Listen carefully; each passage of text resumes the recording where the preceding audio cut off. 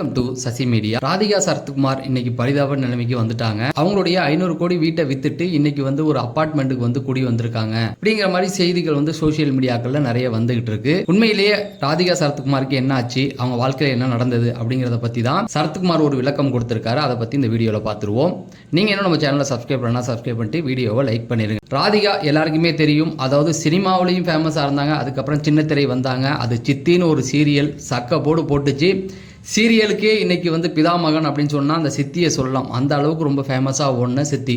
அதாவது சென்னையில் நிலநடுக்கம் வந்தப்ப சித்தி சீரியலை பார்த்து முடிச்சுட்டு நம்ம வேணா போய்க்கலாம், வீட்டுக்குள்ளேயே உட்காந்து சீரியல் பார்த்த வரலாறும் உண்டு. அந்த அளவுக்கு சின்ன திரையில ரொம்ப பிஸியாக இருந்தாங்க. சினிமாவிலையும் நடிச்சிட்டு வந்தாங்க. சரத்குமார் அவர்களும் அரசியலில் பிஸியாக இருக்காரு. அவருக்கு கிடைச்ச ரோல்களையும் பண்ணிக்கிட்டு இருந்தாரு.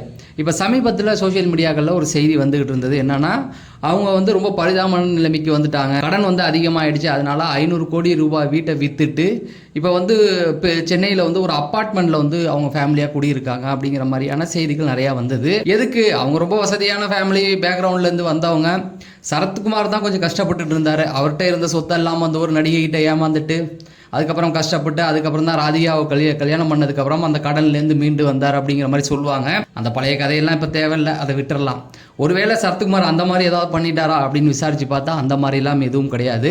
சரத்குமார் அவர்களே ஒரு விளக்கம் கொடுத்துருக்காரு. ஏன் அப்படின்னு பார்த்தீங்கன்னா, இந்த செய்தி நாளுக்கு நாள் அதிகமே ஆகிட்டு இருந்தது. அவங்க ரொம்ப கஷ்டப்படுறாங்க, வீட்டை வித்துட்டாங்க அப்படிங்கிற மாதிரியான செய்திகள் ரொம்ப வந்தோடனே சரத்குமாரே நேரடியாக ஒரு விளக்கம் கொடுத்துருக்காரு. அதாவது அவங்க கஷ்டம்லாம் படலையாம், நல்லா தான் இருக்காங்களாம். அப்புறம் ஏன் இந்த நிலைமை அப்படின்னு கேட்டிங்கன்னா, அவங்க வீடு 15,000 சதுர அடியில் இருக்கிற வீடு உண்மைதான்.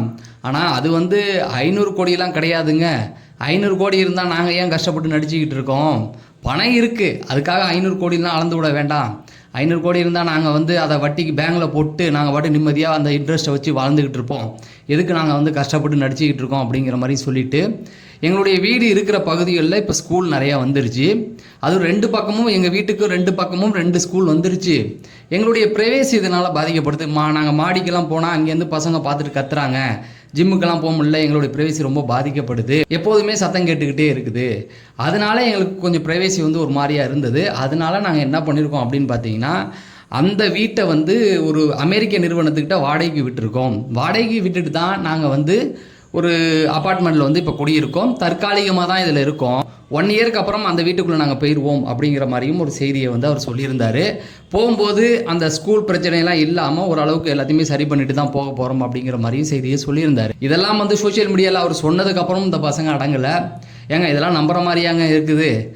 அதாவது அமெரிக்க நிறுவனத்தில் எதுக்கு 1 இயருக்கு கொடுத்தீங்க அப்படிங்கிற மாதிரியான சில கேள்விகளும், பிரைவேசின்னு சொன்னது ஓகேங்க, ஸ்கூல் பசங்க வந்தது. ஆனால் அமெரிக்க நிறுவனம் ஏன் 1 இயருக்கு உங்கள் வீட்டை வாடகைக்கு எடுத்து என்ன பண்ண போகிறாங்க அப்படிங்கிற மாதிரி நிறைய கேள்விகளும் கேட்டுக்கிட்டு இருக்காங்க. அதாவது அவங்களுக்கு ஏதோ மிகப்பெரிய பிரச்சனை, அதனால தான் வீட்டை விற்றுட்டு அவங்க வெளியில் வந்திருக்காங்க அப்படிங்கிற மாதிரி நிறைய விஷயங்கள் தொடர்ந்து அவங்க பேசிக்கிட்டு தான் இருக்காங்க. ஸோ நம்ம என்ன சொல்ல வரோம் அப்படின்னு பார்த்தீங்கன்னா, சரத்குமாரே நேரடியாக வந்துட்டார். தம்பி, நாங்கள் கஷ்டப்படலை, நாங்கள் நல்லா தான் இருக்கிறோம். வீட்டில் சில பிரச்சனைகள் இருக்குது, அதை சரி பண்ணணும். ப்ளஸ் ஸ்கூல் அந்த பக்கம்லாம் வந்துருச்சு. அமெரிக்க நிறுவனத்தில் நாங்கள் வாடகைக்கு விட்டணும். அவரே தன்னுடைய வாயை திறந்து சொல்லிட்டாரு, நாங்கள் கஷ்டம்லாம் படலை, நல்லா தான் இருக்கோம். அதே போல் எங்கள் வீடு 500 கோடிலாம் கிடையாது, அந்த அளவுக்குலாம் கிடையாது அப்படிங்கிற மாதிரியும் அவர் அறிக்கை விட்டுருக்காரு. அதை நம்ம நம்பி ஏற்றிட்டு தான் போகணுமே தவிர, அவர் சொன்னதுக்கு அப்புறம் அவர் கஷ்டப்பட்டுக்கிட்டு இருக்காரு, அவருக்கு 500 கோடி வீட்டெல்லாம் வித்துட்டு தெருவுக்கு வந்துட்டார் அப்படிங்கிற செய்திகளை நம்ம பேசக்கூடாது. ஏன்னு கேட்டிங்கன்னா, அவங்களே நல்லா இருக்கும்போது நம்ம அதை வாழ்த்திட்டு வந்துடுறது பெட்டர். நல்லா இருக்கானா அவங்க வாயிலே வரும்போது சரி நீங்கள் நல்லா இருங்கன்னு சொல்கிறது தான். அதை விட்டுட்டு நீ கஷ்டப்பட்டுக்கிட்டே என்ன கஷ்டப்படு அப்படிங்கிற மாதிரியே அவங்கள பற்றி தப்பான செய்திகள் பேச தேவையில்லை அப்படிங்கிறதா எனக்கு தோணுது. நீங்கள் என்ன நினைக்கிறீங்க அப்படிங்கிறத கமெண்ட் செக்ஷனில் சொல்லுங்கள். நம்ம அடுத்த வீடியோவில் சந்திப்போம். நன்றி, வணக்கம்.